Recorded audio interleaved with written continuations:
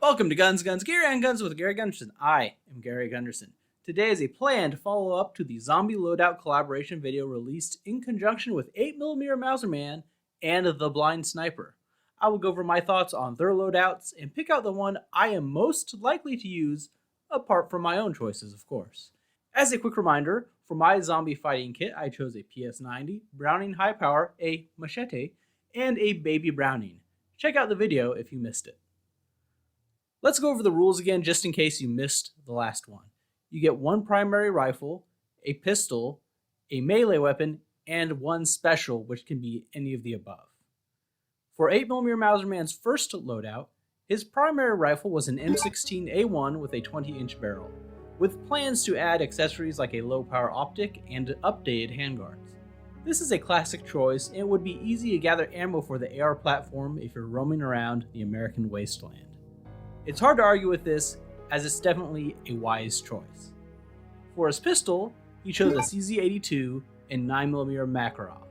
I own one myself, and it is a fine firearm. It feels good in the hand and has ambi controls, which is good for me being a lefty. The 9mm Makarov ammo may become a problem at some point down the road, but he did mention ditching it for a 9mm Luger pistol later on if he had the chance. He listed several 9mm Luger options as a replacement, all of which sound good. For the melee weapon, he chose an M7 Bayonet to attach to his AR, and I think this is a very good choice for the reasons he listed.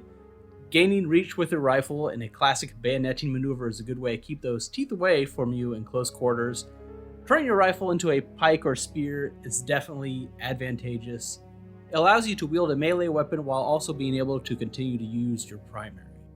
For his special, he chose a single-shot 22, due to it being light, quieter than an AR, and the fact that 22 long rifle ammo is also small and light for carrying around. A good point he made in his video is that it's easy to repair in the field, which is something I didn't really even take into account for any of my choices. He mentioned upgrading this in the future as well with a rifle with a magazine or lever action for a faster rate of fire. All in all, this is a well-balanced loadout. His other loadout is more for the lulz, but let's take a look there too. First up, an M44 Mosin carbine with a built-in side-folding bayonet. This gives you the same advantage of an additional weapon with the bayonet being built right into the rifle. Obviously, bolt action is not ideal for a primary weapon, and that sticky bolt syndrome can be real, but a nice rifle doing it for the main. Keeping on theme, his pistol was a TT-33 Tokarev, which I think is a fine pistol overall. It doesn't hold as many rounds as double-stack magazines, but that 7.62x25 Tokarev is a fine round that may be able to pass through the brain pan of a few zombies at once for a cool double kill. He combined his melee and special weapons, choosing a sickle and a hammer, to fully embody the communist fighter against the zombies of materialistic capitalism. I mean, the apocalypse. Truly a loadout worthy of a propaganda poster. Moving on to the Blind Sniper's loadouts. His primary rifle is an AK variant Romanian RH-10. I am not familiar with this specific incarnation, but I am a big fan of the AK platform, having more time behind them and more options personally available than I do with ARs. I think the AK is a good choice, reliable, robust, and though the ammo is not as plentiful stateside as compared to Mother Russia, the amounts you may find is nothing to sneeze at. For his pistol, he chose a Taurus G2C, which I am not familiar with at all. My polymer pistol collection can be counted on one finger, so I'm not too well versed in them. It seems to serve him well and has a 12-round capacity, so no arguments here. As a melee weapon, he chose an AK bayonet.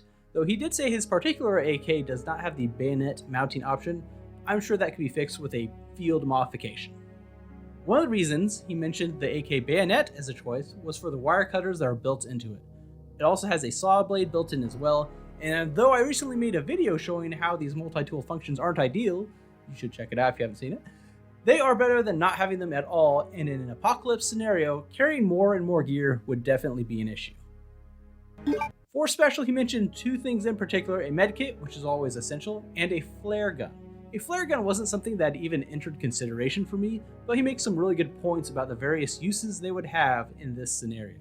You can use it to illuminate at night, signal others, start fires, or distract a horde of zombies, potentially redirecting them away from you. You could also lure them into an area full of combustibles, give a sweet one-liner, and then roast them all at once and feel cool before inevitably succumbing to the violent hordes. Neat! For a secondary dream loadout, he chose an AR-15 with a bayonet as the melee weapon, which I've already covered previously in 8mm Mauserman's loadout. A fine choice with a lot of upside. His pistol was a Glock 19, which is reliable, and I'm sure you'd be able to pick up mags and parts just about anywhere during the apocalypse since they are currently ubiquitous. For his special, he chose a 22 LR pistol for similar reasons to 8mm Mauserman's 22 rifle. The advantage of being able to carry a lot of ammo for the weight would definitely be helpful. And finally, a third wildcard loadout with a Call of Duty theme, with an M1 Garand as the primary weapon, semi-auto with an M-block clip that is quick to reload with practice, a fine rifle, and his sidearm is appropriately the 1911 with big old 45 caliber to do some damage to those zombie hordes. And for a melee weapon, he chose a broken bottle of Juggernog to stab the zombies, with the implication that he used the Juggernog to gain some strength, a nice little way to buff yourself with this loadout. For the special slot, he chose a mortar for a damage dealer, and also was bringing along some binoculars.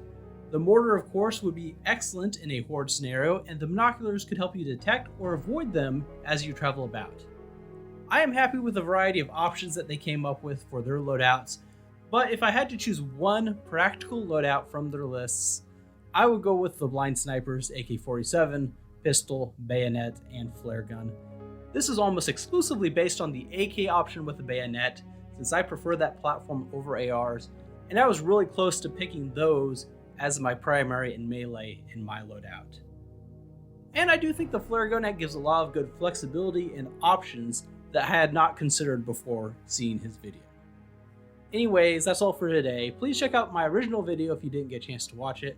Comment below on which of these options you would pick if you had the choice, or just a combination of the options that were chosen. This was fun to do a collaboration, I hadn't done this before. I'm sure we'll do something again in the future.